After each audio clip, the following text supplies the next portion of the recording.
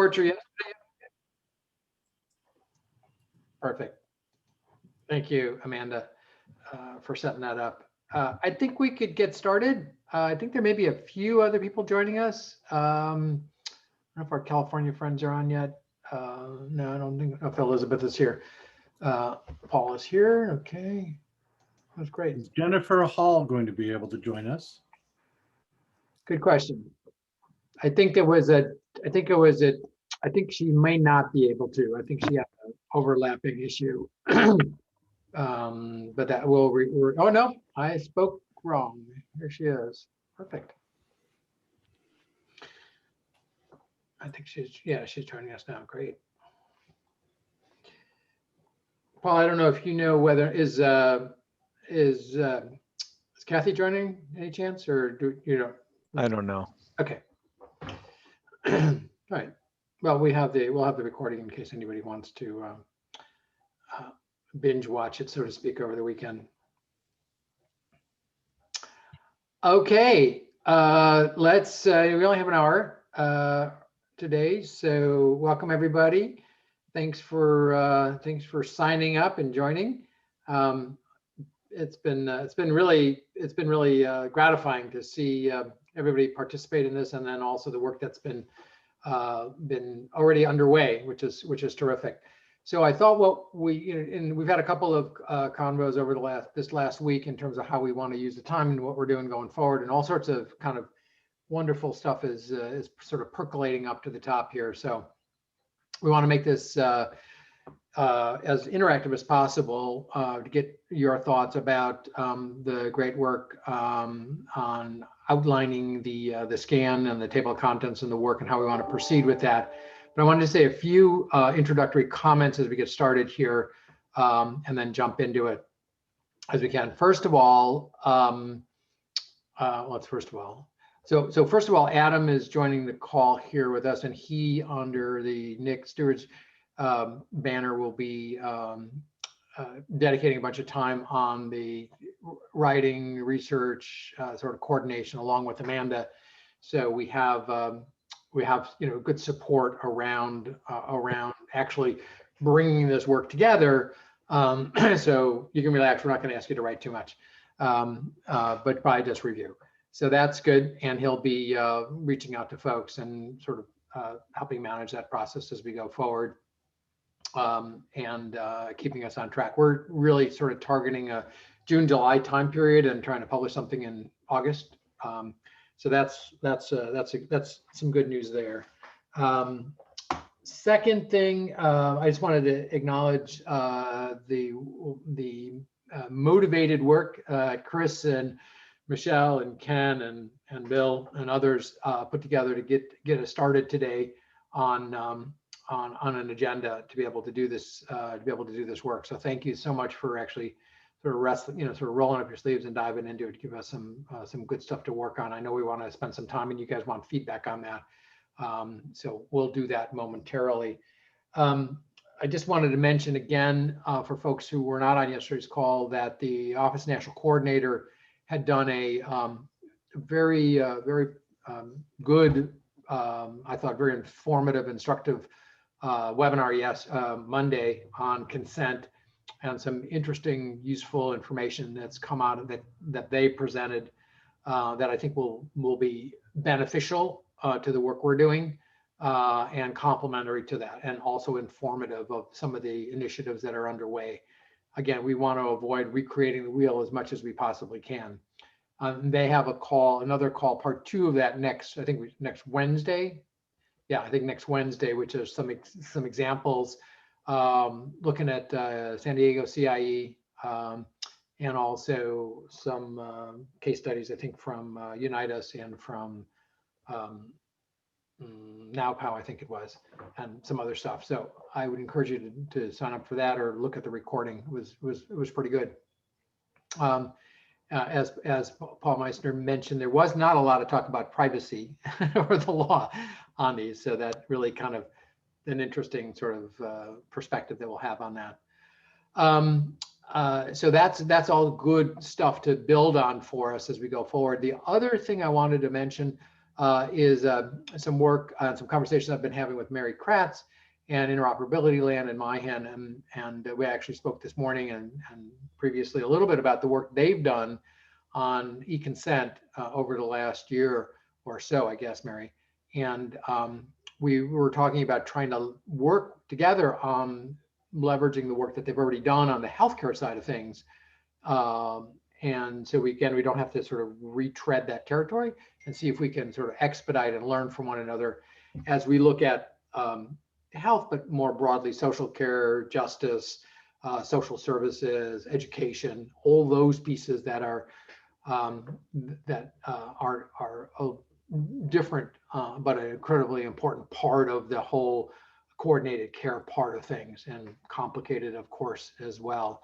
So what I would like to do is I would like Mary just to say a few words around that as we sort of think about kind of what the context of that is, Mary, and then we'll dive into the agenda and the table of contents, and kind of sort of dive into what that looks like, and have most of the conversation focused on that, what we're going to go do next. Let me just open it up to see before I ask Mary to do that. Is any sort of feedback, questions or comments people want to make beforehand?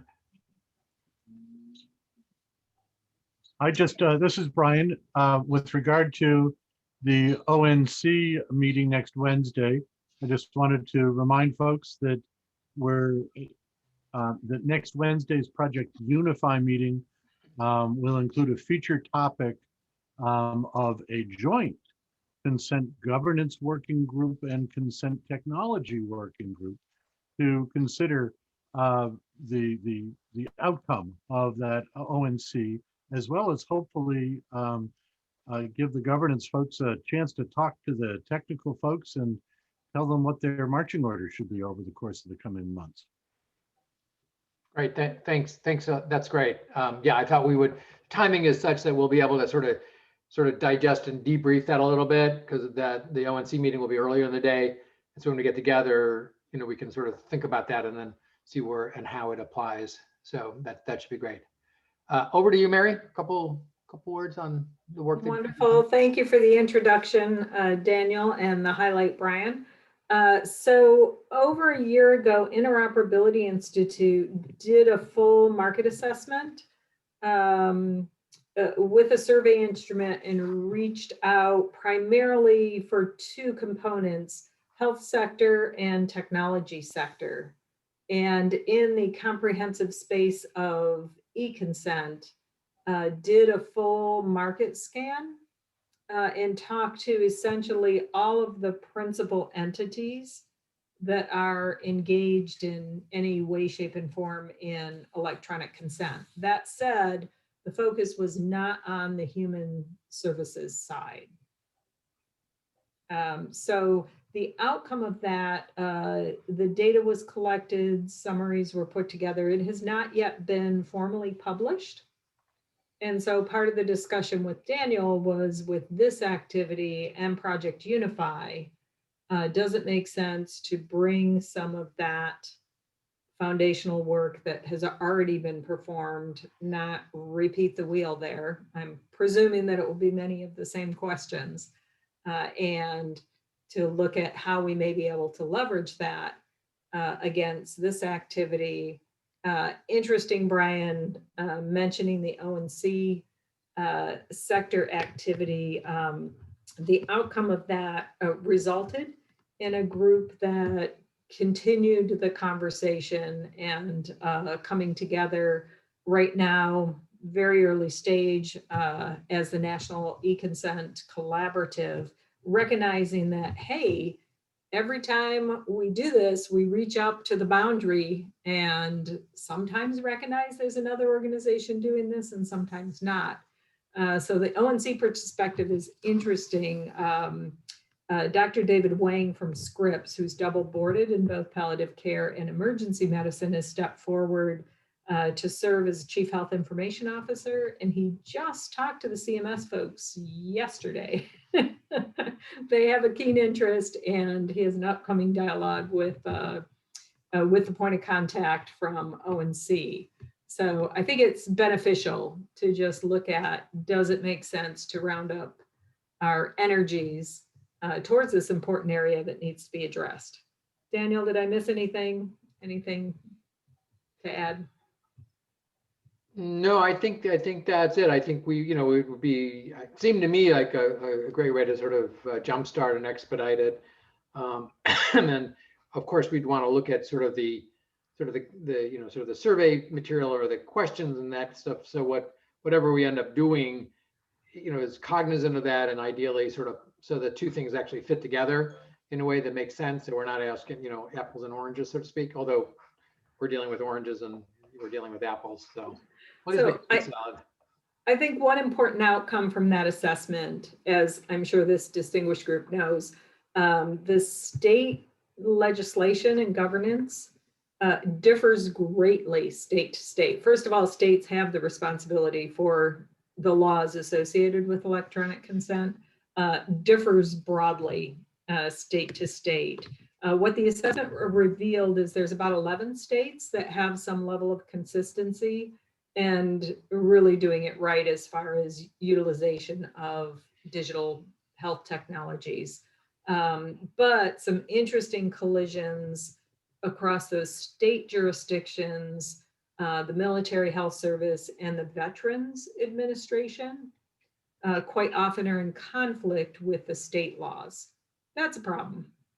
So there's entities, it's a problem, again, very healthcare sector focused, problem for groups like the American Medical Association who are advocating for providers who actually need access to that information as they're in an ED providing care for a patient who has the need to know whether this patient has a DNR or not. So lots of interesting outcomes in that space, but again, very health sector focused. Thanks, Mary. Let me just open it up for any response, feedback, questions. Anybody? What kind of reactions? Anybody? I have a question. Of Mary, just a clarifying question. Mary, do you feel as though you survey, I mean, clearly it sounds like you surveyed the landscape pretty comprehensively. Is there any need or use for us to do anything more than read what you got in that space? So that was part of the discussion Daniel and I had. Does it make sense to just basically look at those outcomes and do a joint publication? Yeah. Or is it beneficial to take that snapshot that was done about a year ago and to do a repeat current snapshot? I will say it was a pretty time-consuming, significant lift because it involved a survey instrument and individual data collection, and then collating that data collection into the findings and the outcomes. So not sure if it's worth the additional lift or how much the industry's actually changed in a year's time. Well, that's what, and it's a pretty esteemed group we've got here. I think we could get a sense of any subsequent, any additional changes or new projects. It feels to me like we should call the healthcare piece near done. The other question I have relating to this is, and I'll take a closer look, obviously, at what you've done and maybe answer my own question, but is there a roadmap here in what you did for how we proceed in other sectors so that it, as Daniel said, so that it's apples and apples? There is. We put together a work schedule framework that the usual suspects, right? The policy, legislative component, the standards development, the services and applications, et cetera, the technology infrastructure layer. What resulted from that, what resulted from that was some of the focus became that the priority need was around advanced care planning. And so a comprehensive patient journey of all of the different components and actors involved in a patient journey. That is a very, very nice artifact. And many of those same components apply to other aspects of consent, like clinical trial consent or treatment consent. So there is that piece. There has been some advancements that might be worth taking a look at. I'm thinking about Pulsed. They've standardized on the form for collecting the information associated with the consent. In the last year, they've worked very closely with the EHR community for that to become the standard for EHR web portals that make consent information available to care providers for consumer collection, et cetera, et cetera. So there has been some updates in the last year as different important activities move forward. Also, some of the policy and governance activities continue. As I shared with Daniel, we surveyed the American Medical Association, 8 activities on policy and governance for different aspects, and that's just advocating for the provider community. Yeah. Mary, this is Tom. Just a quick question. Did your conversations with ONC talk about, did they express any sort of appetite or plans for funding coming out of ONC for this kind of activity? Thomas, the conversations were not of that nature. I will say for the notion of bringing together the conversation, they were wildly enthusiastic, but did not specifically talk about mechanisms. Mary, what's your perspective on the disclosures that were made in the ONC briefing that about the technological things that they're introducing? Did that change any of your findings or observations or recommendations?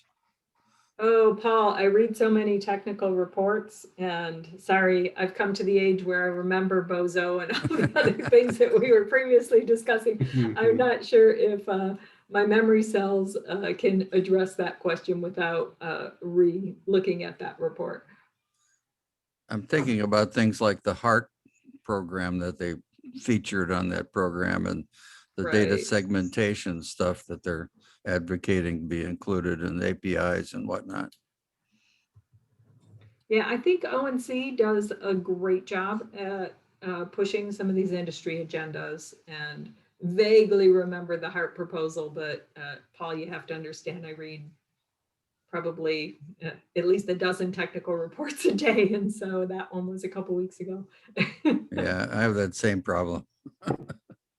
I think that a couple of great comments in the chat. I think that I think we would need to take a look at it, right? Because between Cures Act and just the data blocking and just the technology stuff that's happening, and I think the last comment here on telehealth and telemedicine, telebehavioral health and those kinds of things, I think we're going to have to look at that and look for sort of the delta between what the world looked like probably it was pre-COVID in a way, right, to where we are now. So I think we should make the assumption that it's a good starting point.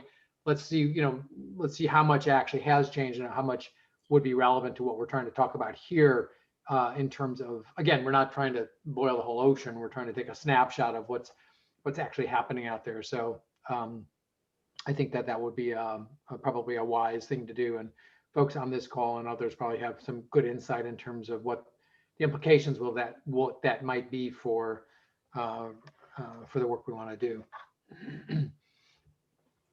Yeah, we can forward the ONC invite to you. I think we'll put it in the chat here. Okay, any other thanks, Mary. I think that it's a great starting point. I think there's probably just the structure, the format will be really useful for us to sort of think about how to think about it, and then look at how it applies. And then I think we have a whole comprehensive health and social human services, justice, education view of this, even if it's at a fairly high level. I don't know if that exists anywhere. So it should be a useful piece, especially to move this forward and ultimately to implement it, and with our Inc. partners here in various places. And I actually had a conversation with CMMI yesterday as well about the consent work and saying, hey, this is would just think about how it might benefit, a lot of the grantees that are out there already who are all struggling with these same issues. Why ask them to recreate these issues, the solution multiple times? Doesn't need to be a jobs program. And so, we'll see enough sort of poking at that. Maybe that'll sort of motivate kind of a collaborative approach to that. So I'm sorry, go ahead. I will add one final comment from that prior study, applicability here. The patient advocacy organizations provided a unique and really worthwhile viewpoint. So if that isn't on the list, should definitely be added. Okay. Mary, what were the, only because I'm dying of curiosity, what were the 11 states that you found relatively consistent? I would have to look it up, but I most often point to California really did it right. I mean, California often leads with technology. And so many states followed suit when they looked at their legislation and various aspects of electronic consent and utilization of technology to health sector challenges. Sure.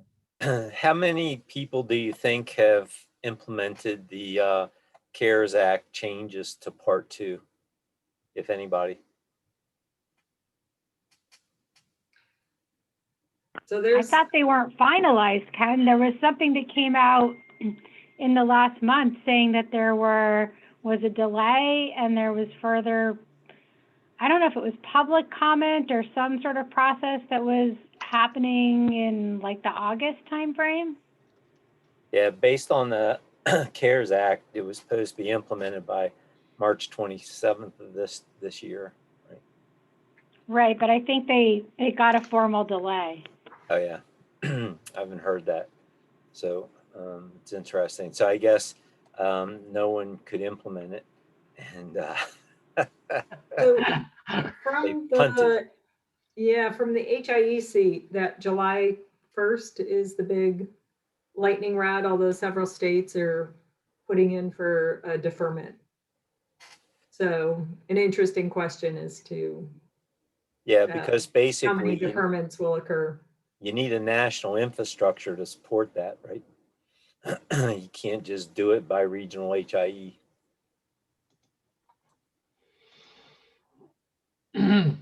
Okay. I'm just curious, Jennifer, is any of this resonating with you in terms of this consent work that you may have been sort of hearing through MPHL at all? Sorry, trying to find my mute button. Really, this isn't, so this is something that I've done a bit on, but I don't have any particular thoughts beyond what others have given so far. Cool. Okay. So let me, I'm going to put up the, I think I'm going to put it up. The document that Chris and company was working on. I think I can put that up here. And ask you to sort of talk us through it a bit, if it's okay. Oh, here it is. Okay, great. So I think, I'm not sure if everybody got a link to it yet or not, but if not, we'll make sure everyone gets a link to actually, I'll just put a link into the chat if you haven't got this Google Doc yet. So Chris, can I ask you to just give us an overview of what transpired and where we're at on this? Sure. Ryan, I'll go ahead and dig in. All right, let me change my view options because I don't want to stare at myself. Hold on. Okay. Hold that thought. Can you see the screen? Yes, I can. Oh, okay, good. Sometimes it's. Okay, so I can just kind of report on what the task was. Yeah. So the consent group, when we were talking about the scan, the consent scan consent utility scan report that we were going to be doing. Okay, now There you're you- wigging me. Got There we it. go. Sorry about that. Little I busy need there. my script. So we talked, Amanda had already given us this list of the structure and content for the consent utility scan report, you know, a suggested listing of categories, I guess you could say.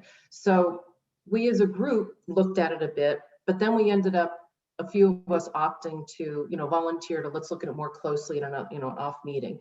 So we did, and that was Bill Kowalski, me, Michelle, and Michelle, I'm sorry, I'm not going to get your name right, but it starts with a Z. And Ken. And I think those are the four of us.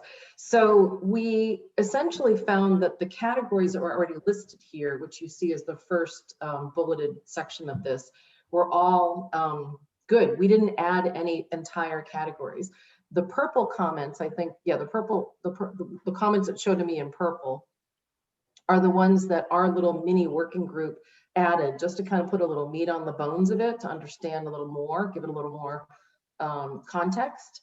So that's why you'd see the technology. One of the technology questions is, we've got to make sure that we address how, if there's a consent revoked, you know, how is the technology has to include a process for no longer allowing access, right, upon revocation. So that's essentially what we did. And then from this, I had offered that I would try and figure out a way to, you know, create an organizational tool for us to, however we're going to do the scan report, however the process is going to be. I suggest that I would create an organizational tool for how we can collect all this data and organize it. And what I realized as soon as I started writing or started creating the tool, and if you want to bring that up, Yep, you can. It's just an Excel spreadsheet. But what I realized when I was doing it is that I think there's one piece of this, the legal piece of it, you know, like organizing all of the statutes and regulations and policies, procedures, you know, that are common, that deal with consent and privacy. There you go. This is that tab. So if you see, get rid of the chat box, the chat box is in the way. If you see in the bottom across there, the various colored tabs relate to each of the categories in the document that we just looked at. So, you know, table of contents. Sorry? Okay, table of contents, the best promising practices, authority of legal protections, you know, all of that. This particular tab that we're looking at right here is the one that I do think it makes sense to have it as an Excel spreadsheet. There may be other suggestions that folks have for how to organize it, but that was the one that occurred most easily to me for organizing the legal pieces of this. However, I do not suggest that an Excel spreadsheet is the best way to organize all of the other information on the scan report. So no hard feelings if someone suggests a different way to do that. We may just want to keep the legal piece of it on an Excel spreadsheet, and everything else, there may be another system to it. One thing, as a result of what Mary was saying earlier, one category that I would add to the domains here that are listed on the left is veteran services. Because as you mentioned, Mary, there may be other legal protections, legal rights, or issues that come in as a result of the systems that serve veterans and their own, you know, legal frameworks. So I would ask Ken, Michelle, Bill, add anything else? How do we capture the patient advocacy groups? Mary brought a great point to the table that they're highly motivated to give feedback in these areas, because this is one of the things that keeps them so far, really limits what they're able to do in working with and helping patients. So how do we capture that in here? Where would we So put? I thought I took note of that too, to tell you the truth, and I made a little note to myself elsewhere. I think that it may make sense for them to be involved in the conceptual process, right, which is what we're doing now, but also to make sure that their voices are heard when we create the list of who we're going to be gathering information from. Although at the same time, given what Mary was saying earlier, I totally support the idea of us springboarding off of the work that's already been done. So maybe an organizational tool or a way we want to approach this is to look at the report that's already been done and then identify the areas worthy of updating and just continue to work off of their format. So one way that we organized was around different viewpoints. And so had the industry viewpoint, the consumer advocacy viewpoint, public sector viewpoint that had input from both CMS and ONC and VA, technology viewpoint. So brought in and organized, not by domain, but I like domain for this activity, particularly with the human services focus. But that may be something to consider for the outline, is some of those different viewpoints. Because of course, private sector has a very different viewpoint when it comes to their input. Of course, I resonated and remember a lot of the viewpoints around some of the technical solutions.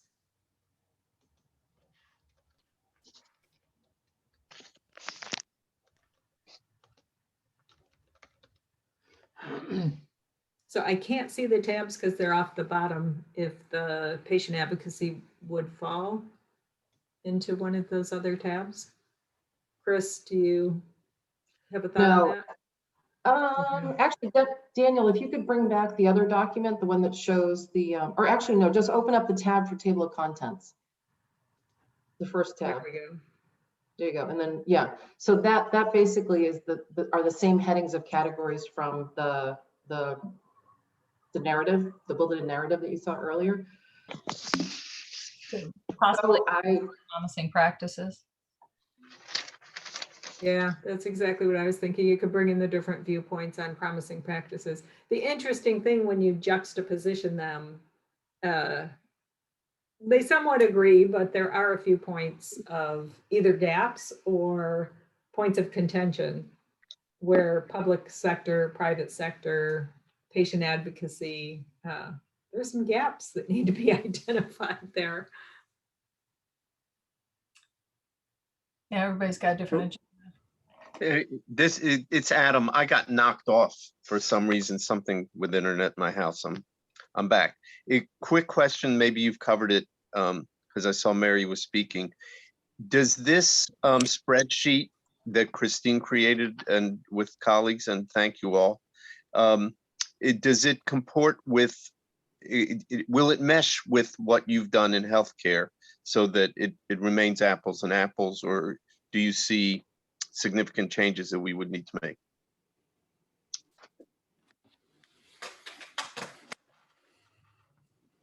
So for the overall, I think the dialogue, I'm happy to provide feedback. I think on the promising practices, bringing those viewpoints would be a good alignment. The legal policy construct that Chris just shared, there may be a few other stakeholders worth reaching out to. Specifically thinking about Pulsed, they have a lot of in-depth subject matter expertise around the differences between those jurisdictions. I think that they're just a delight in this space when it comes to subject matter expertise. could you say that? Not sure. Again, Mary, what was the name of that group again? POLST. I can put it in the chat. No. Yeah. You can just Google, it will come up. And they've been doing this for decades, so they have a really good viewpoint. I'm not sure what line 6 on the person matching and authentication. What? I mean, I get the space of cybersecurity. I understand across health and human services from Project Unify that it's important to ensure the right individual is identified. What is the thought process behind that in the table of contents? Well, I'll just quickly, it's that if you've got data right coming from various systems, you have to make sure that you're using the same lexicon, or that Mike gets read as Michael, or to make sure that the data coming from the various systems, that there's an EMPI, right, that works to coordinate all of that data. So I get that, but I may make 6 a broader of cybersecurity, because if you're sending PHI, isn't there a whole security layer where would you want to encrypt that data? Can it be sent unencrypted? I believe they're separate. I think they're totally separate. Okay. Yeah, you also have the issue, the person matching issue also deals with what information does each actor have on each side of the transaction. So if you're trying to match homeless management information system database with the EHR, you know, if you're not able to get certain identifiers, you know, what do you do? So that's, I agree with Dan. I'm good with that. I just understand that space too well. And I think we need more than the person matching, thinking about the direct trust framework and some of the We components probably of do, that. but we do, but identity management stands on its own and speaks to governance and how, at whatever locale or community we're dealing with, who manages identity for the community. Well, and the other component here is what we're discovering from real world experience. Who does the identity proofing? There's a number of services that provide that. There's a number of different tokens that could be utilized. They're all pretty expensive. And what is the interoperability across those different services? Because not only are the tokens expensive, but doing the matching algorithm and paying for that is expensive, prohibitively expensive in most cases, I would think, for a lot of the human services. And maybe redundant. Correct. And a waste of money if we do this correctly. But why would they be redundant, Dan? Because there may be a better source of truth, like the HIE's Master Patient Index. Right. So I just want to share a little tidbit I learned from the Direct Trust Directory Work Group. The Direct Trust Summit on June 9th and 10th, where Brian and I will be presenting on social determinants of health referrals and usages of direct and other standards for SDOH referrals. One of the presentations is on the directory work group. We'll be talking about national conversations around incorporating FHIR and Direct Trust endpoints into a common directory and what that would look like. So that's more of a provider directory, not patient identity, but I just thought I would highlight that as something people might be interested in. Yeah, important work underway there. I know HL7 is has a role in the endpoint directory. Right. We've been doing a technical assessment of both FHIR, FHIR, and UDAP. So there's a lot happening in the technology space. I kind of lump all that into cybersecurity myself. That's probably a big bucket, but it might be something for this article that we consider what is appropriate to segregate into this resulting article. Yeah, I mean, one of the legal issues that goes directly to what Dan is talking about in terms of who owns identity is, you know, there is no law that people own their identity, right? Own their own data, right? So when the data is recorded on the EHR, it's owned by the EHR. And so it is there's kind of like one direction by which systems are being designed to empower, you know, their patients or their users, right? And so that's kind of one direction which I think Unify can get behind, of people owning their own identity, but there's no legal framework that gives people that right.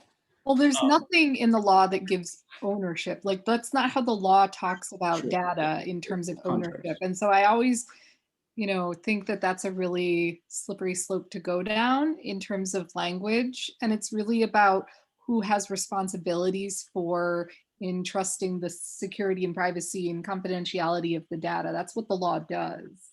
The law doesn't say you own this.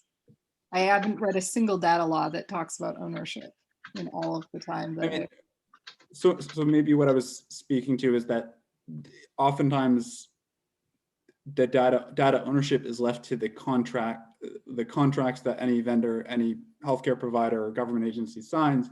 And one of the reasons why Dr. McCoy keeps on talking about her struggles to access the very data that, her teams or programs have submitted to various government agencies is that they're running into that legal blockade. Those government agencies have signed, contracts that say that make it difficult for her to get the data that represents the data of her patients, right? So it may just be a contractual thing.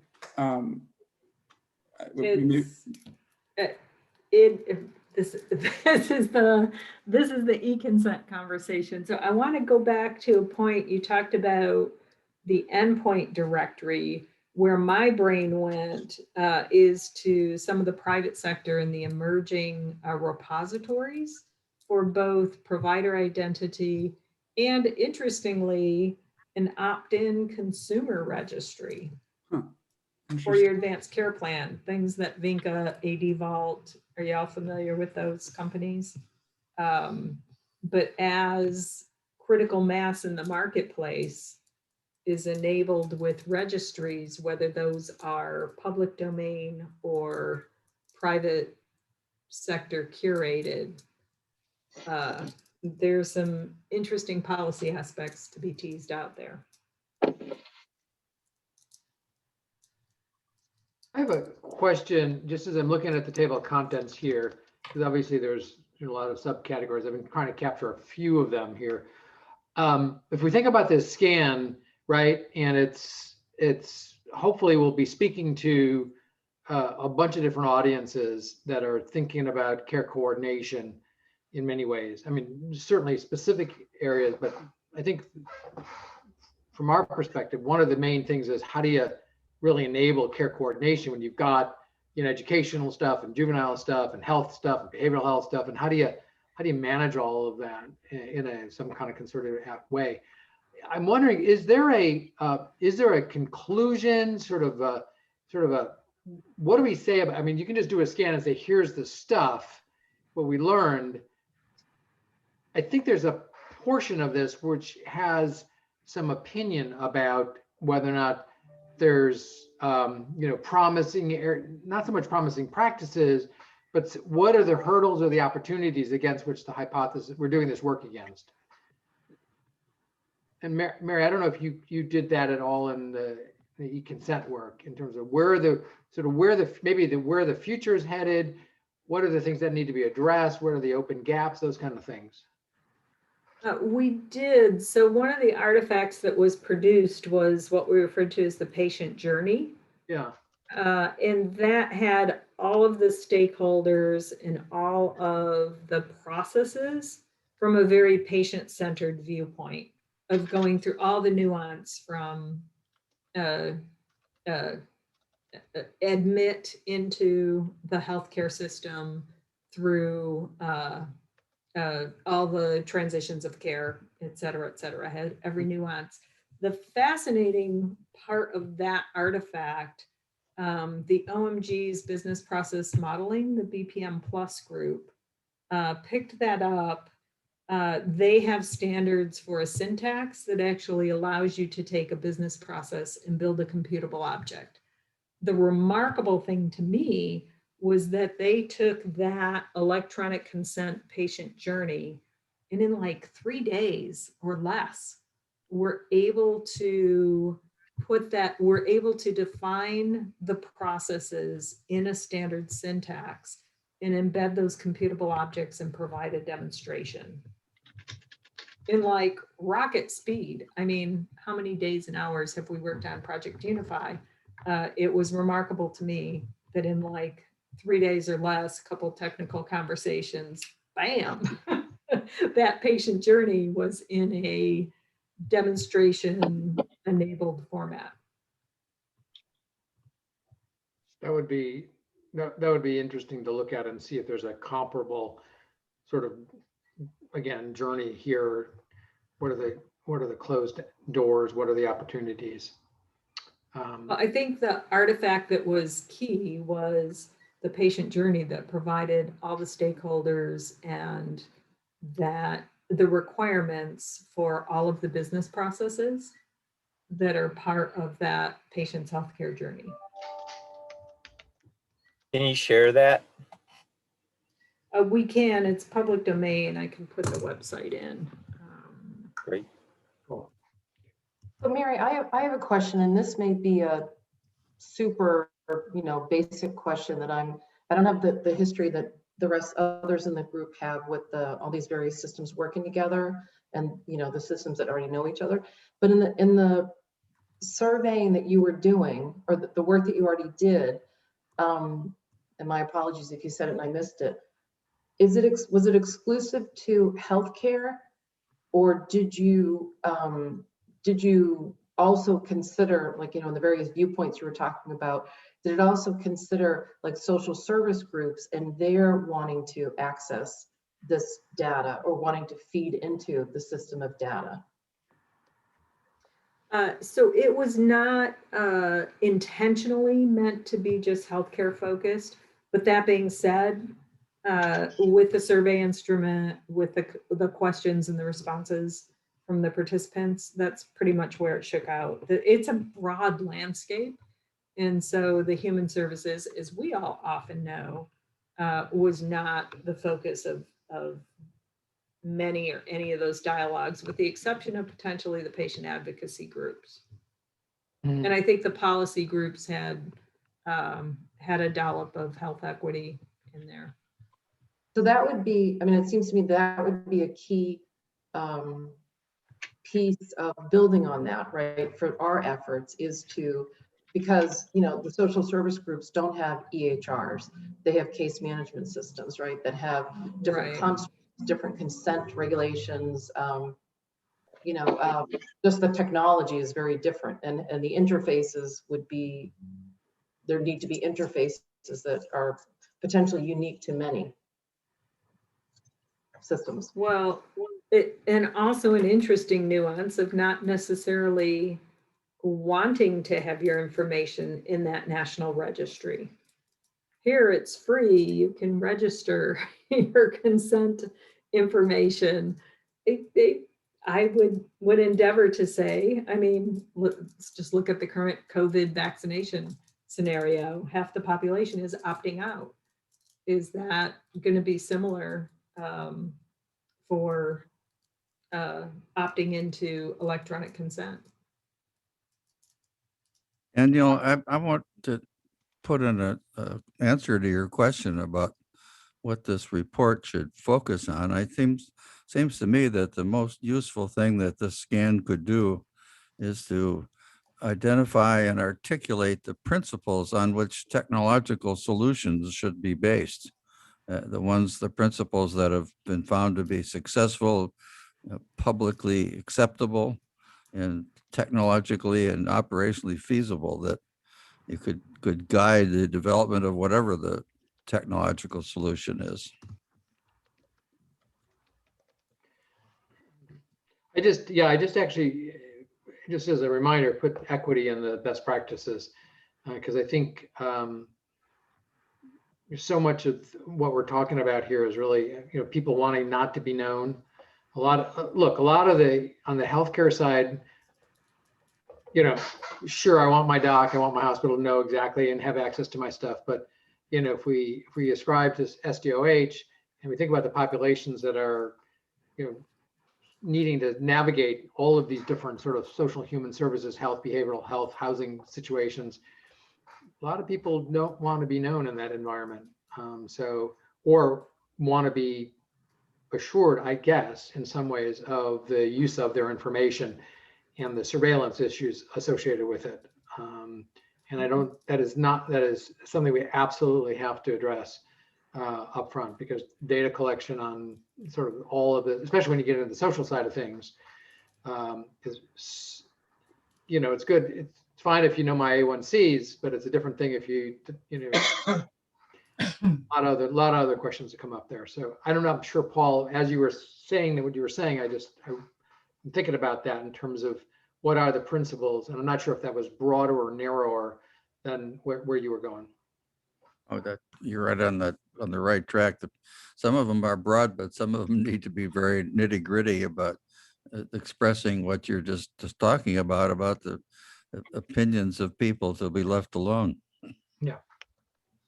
I agree with everything that you're saying, Daniel. Absolutely.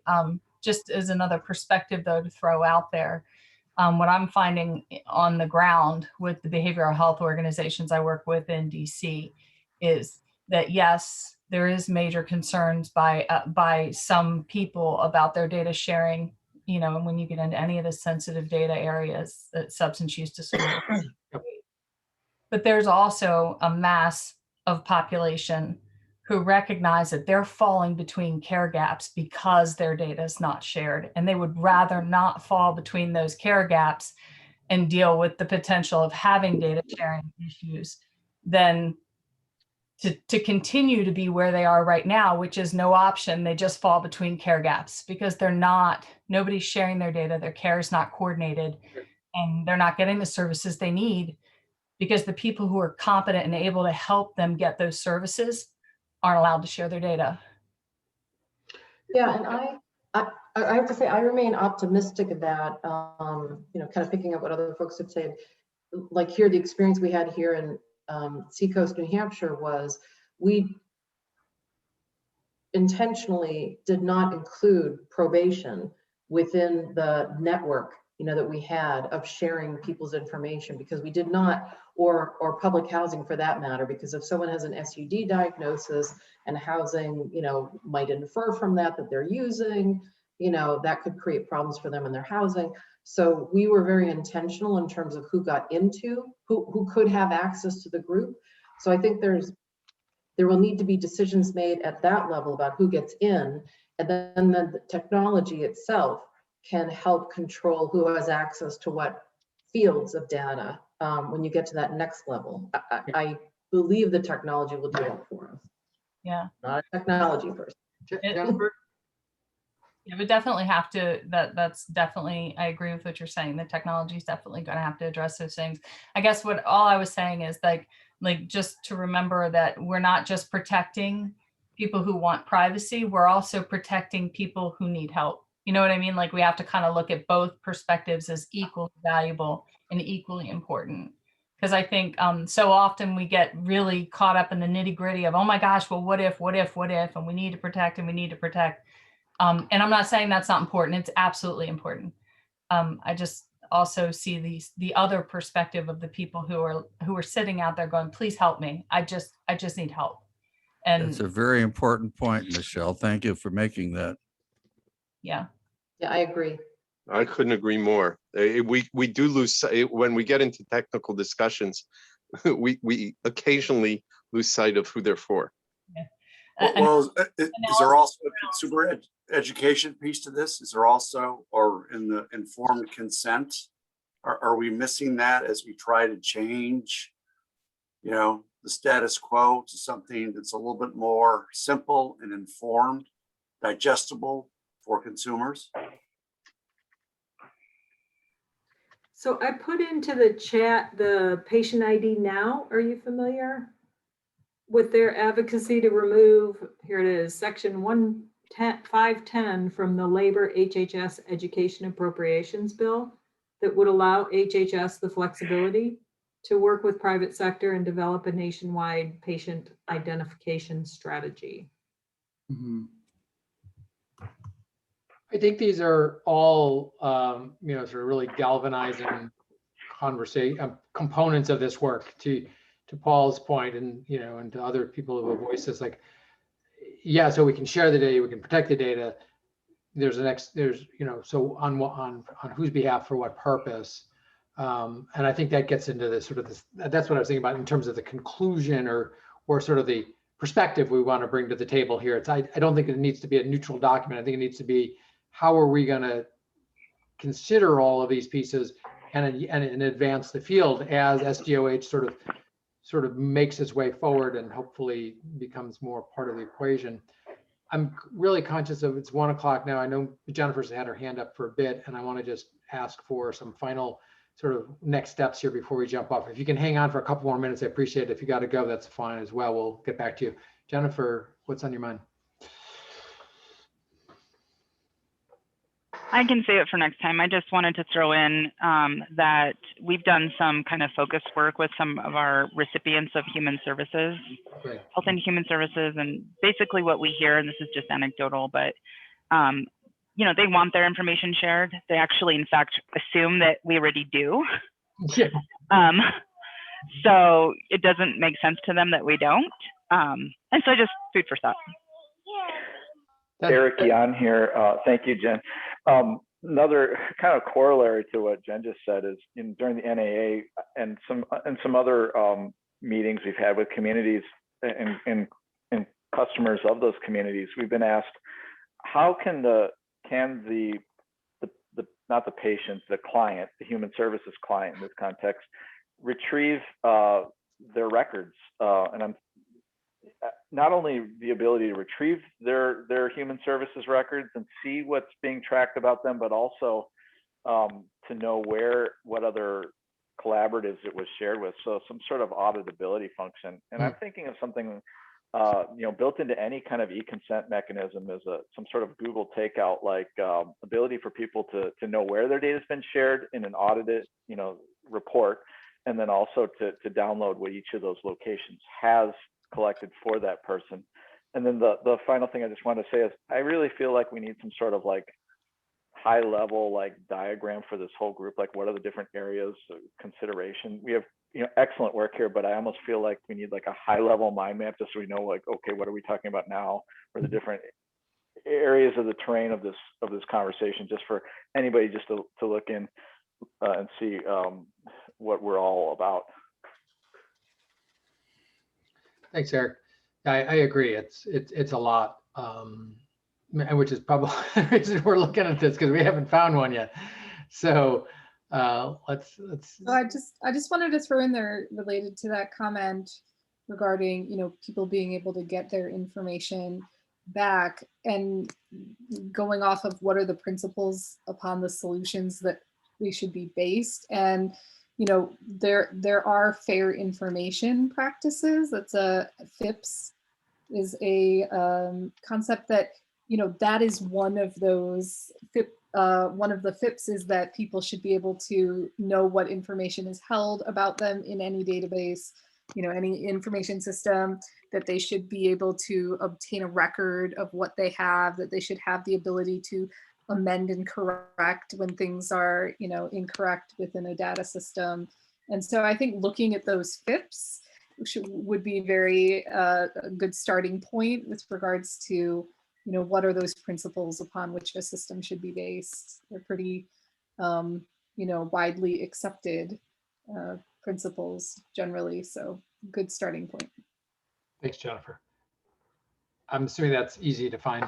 Yeah, I can send a link. Let me find something. Okay. Thanks. So, some next steps here, and sort of roles and roles and responsibilities. I think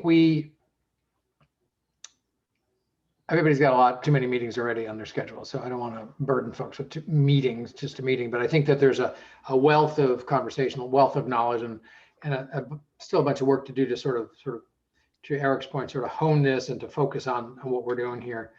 So I'm assuming you guys are all on the call because you want to participate in this to a certain degree. I know everyone's got a full-time job they're already doing here. So I'm not sure at the moment what we need to do next. here.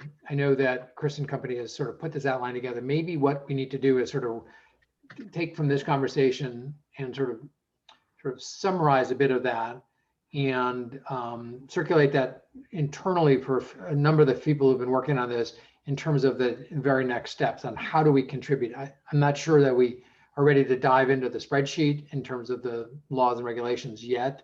And I think that some of that work may have been done, and MPHL and Dash and others may be able to point us to some of that work already.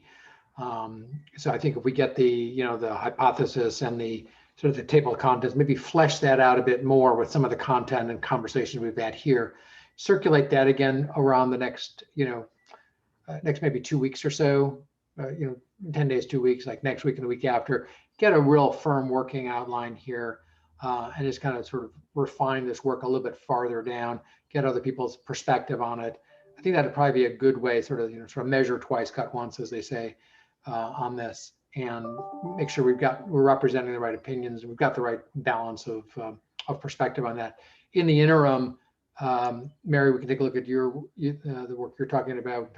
Look at the FIP stuff. We can look at some of the documents that some of the other references people have made here, and try to maybe even like sort of summarize. Maybe there's another tab here, which is sort of the sort of the overriding sort of concepts or seminal documents or approaches that we want to make sure that we're, again, not recreating the wheel, but like FIPS, for instance, like let's make sure that's there when that question comes up, and how do we reference that? That's my sort of mushy take on what next steps would be without actually asking people to do something specifically right now.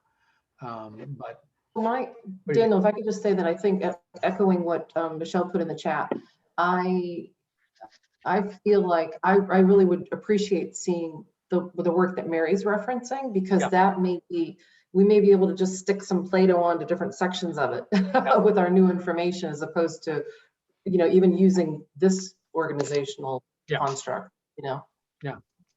I just want to second. I want to second that. I think that since Mary's work is already done, and I take everybody's point that we absolutely should review what else has happened in the last year. I mean, we shouldn't assume that it's nothing, and there might be something significant. So we need to do that. But since that work is already done, it behooves us to keep the apples with the apple, and to the extent that we can. So I think looking at that against the spreadsheet and figuring out what works will keep us on a more focused track, because we can't do everything. I mean, we just can't, and especially in the time frame we're looking at. But what we can do is match things up so that when we produce something, it meshes, it makes sense internally, as well as however people receive it externally. So let's do that. That makes sense, to look at that, sort of digest what we've got here, put our thoughts together over the next 2 weeks, and let's look for another sort of touch base, maybe the week of the June 14th, later that week. We'll send out a doodle. It gives us about 2.5, 3 weeks to do that. If we can't find a date then we'll push it the following week. But kind of keeping a little bit of cadence to this, that'll be probably useful. We want to Daniel, it would seem to make sense. Let's coordinate on that date, and I'll invite the project manager who coordinated that effort, who can provide a brief to the group. Did a lot of the voice of the customer surveys. That would be good. Yeah, actually, Adam and I were talking about that, to sort of have that opportunity to talk with the folks who actually did the work. Would probably be great. Probably expedite the process some. That would be good. That would be wonderful. Yeah, very good. Okay, so we'll send out the doodle and hear from us. Have a great Memorial Day. Have a nice, a maskless debauchery. Let it roll. Have a great Have one. a great holiday. All. Take care, everybody. Take care, everybody. Bye-bye. Bye-bye.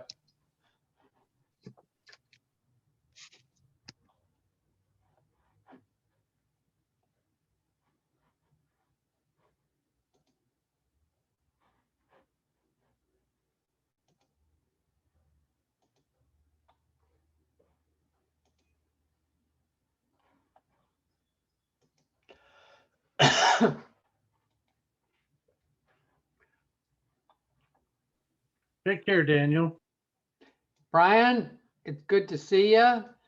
I think we met I think it was a good meeting. Very It was long a good energy. meeting. Sorry I didn't participate more, but everybody seemed to be doing good work. It Yeah. didn't seem like I needed to redirect anything or throw anything else into the pot. No, I think we're in good shape. At least as a starting point here for sure. I'm going to send this along and we'll go from here.